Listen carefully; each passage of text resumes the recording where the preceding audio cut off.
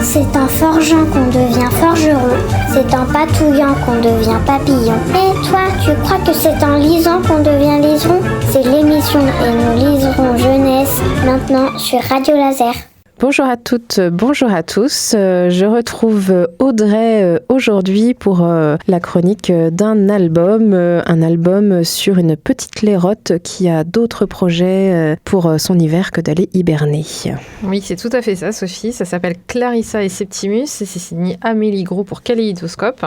Et oui, c'est l'histoire d'une belle amitié entre Clarissa, qui est une jeune lairotte, vous savez, ces rongeurs un peu masqués qui ont des grosses taches autour des yeux, qui ressemblent à des petits mulots. Et Septimus qui est un jeune castor. Et donc là, l'album s'ouvre sur les premiers coups de froid, en fait, l'automne qui s'achève et l'hiver qui s'annonce. Et la famille Léraud, comme toutes les familles d'hibernants, se prépare à aller se coucher.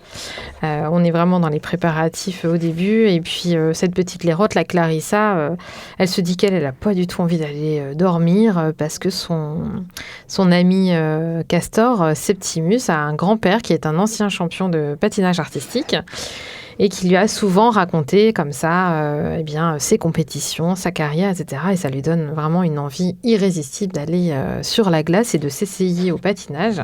Sauf que c'est l'hiver et que normalement, l'hiver, elle dort, quoi.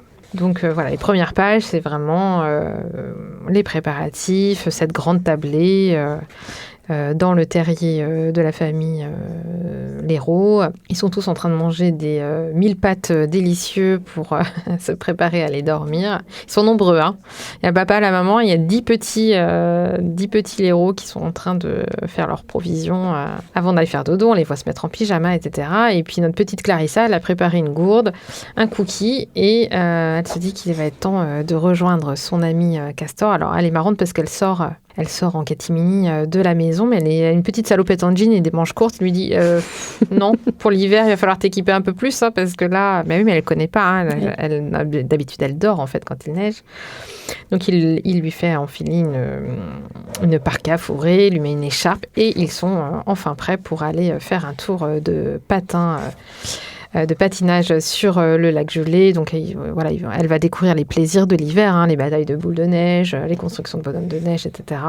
Et donc tous les jours, le goûter c'est chez la famille Castor, un bon chocolat chaud, des cookies auprès du feu. Et puis bientôt, l'annonce de ce concours de patinage auquel elle va pouvoir participer parce qu'elle s'est entraînée. Donc toute la famille s'y met et participe. La maman crée les costumes.